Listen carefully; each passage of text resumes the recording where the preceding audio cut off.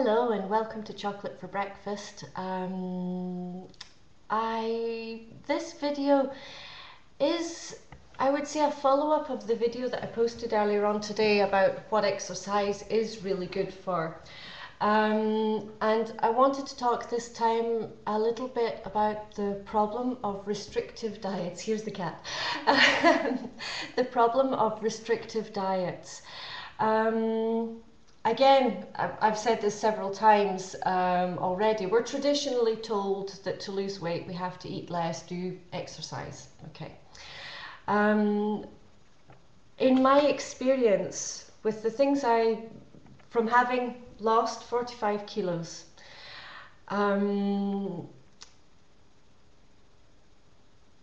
I think I can fairly safely say that the only outcome of reducing the amount of food that you've got on your plate is that you're going to be hungry.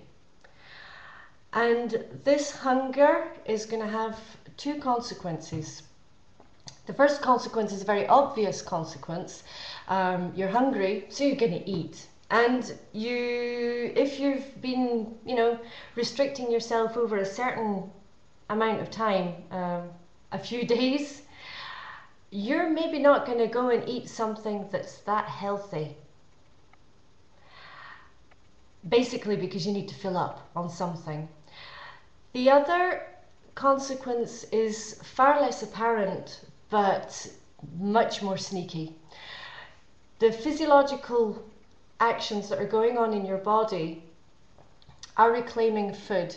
Now, if you've had a bad diet, as I did, if you've had a bad diet and your physiological responses are trained in a certain manner, your body is programmed that you are eating in such and such a way.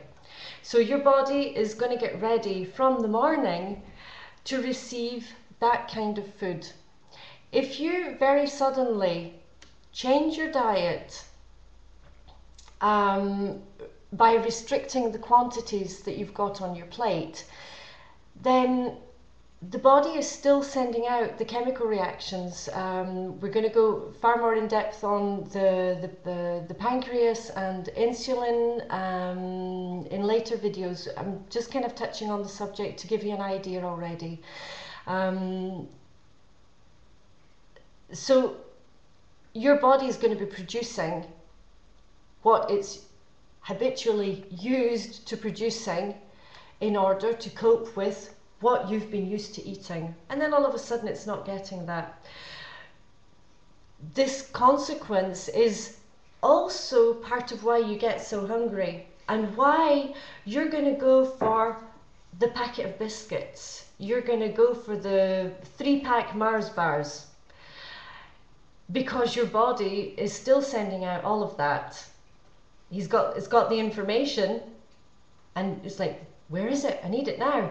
It's almost, and I'm not saying it is, but it's almost an addiction.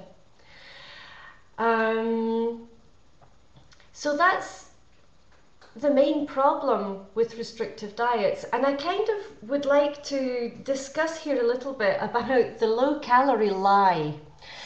And just to give a little bit of information, it's wonderful the things you can discover on the internet.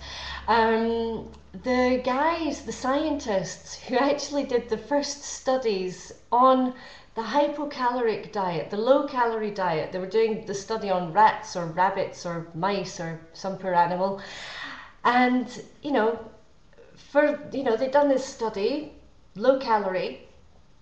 So restrictive, obviously, because if you're going to get the calories down, you have to restrict the amount. There's no other way to do it.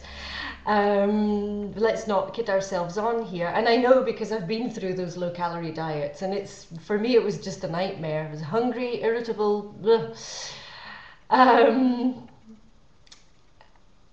They published the first results of their study after a month or so, saying that indeed the animals that they'd been testing on had lost weight. And at this time, these were scientists in the United States, and at this time the the obesity problem, whether it was in the 30s or the 40s, the obesity problem had already started in the United States.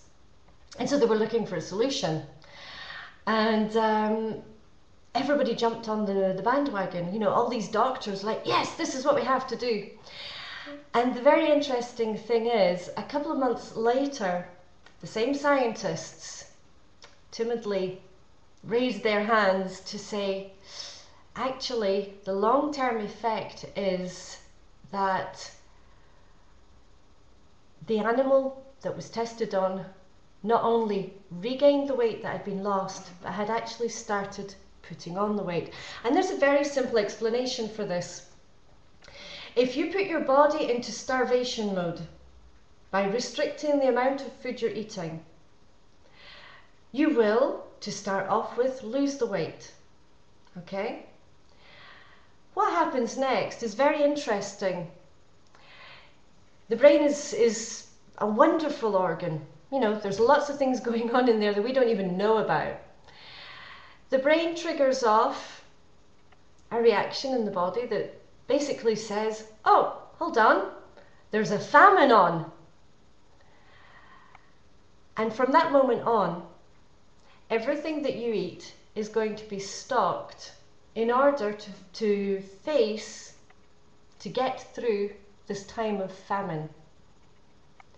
So if this is speaking to you, if you've been through this, where you've been restricting, you know, you do see the weight come off.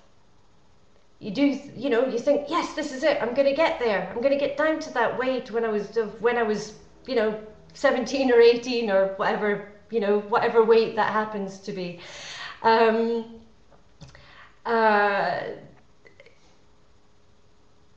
You see it come off, and then you see it stagnate, and for the inexplicable reason that I've just explained, you start putting the weight back on. And there's nothing more frustrating. I heard recently, I was listening to some audiobook or other, and the person talking was saying, you know, to lose weight, you know, you have to make that effort. You know, you need to push the plate away. You know, when you, and all this, I'll talk about this again. The thing about stop eating before you feel satisfied. What a load of rubbish!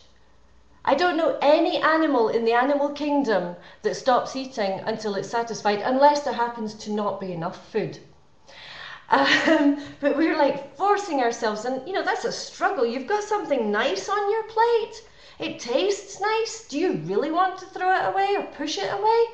I don't, personally.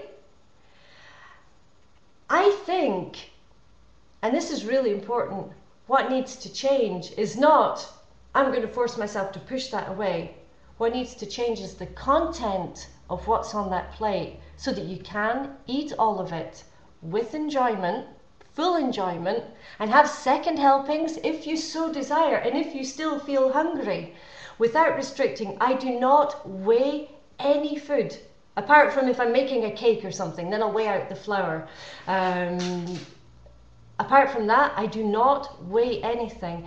And I can assure you that there have been times where I've eaten a 300-gram steak because I actually felt the need to do that, and with shocked onlookers, obviously, because I'm not that big. A 300-gram steak, you know, it's as big as my face. People look at me and think, you know, she shouldn't be eating a huge amount of food like that. Well, I felt the need that day to eat that. It's not something I do on a regular basis. And I hasten to add once more, I'm not telling you to do anything apart from suggesting that you change and you carry on watching the videos, and I will explain further and further as we go.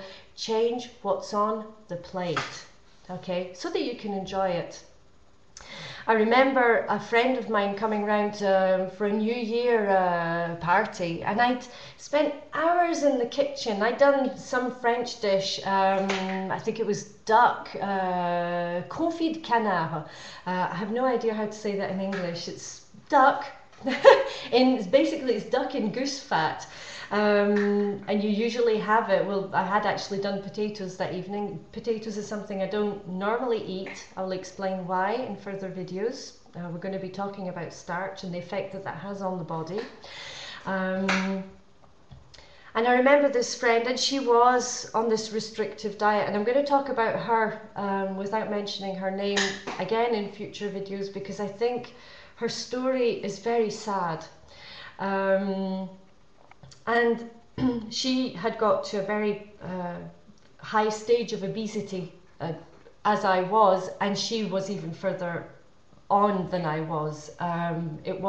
She was basically handicapped from it. And I remember her coming for this New Year party, and I'd spent, a really long time in the kitchen. And she ate half of what was on her plate, and she pushed it away. Now, I'm just going to give you a little tip, something I actually use, and I probably shouldn't say this because some of the people who are going to be watching this are actually my friends. So they're going to know what I'm up to from now on when they invite me around for dinner.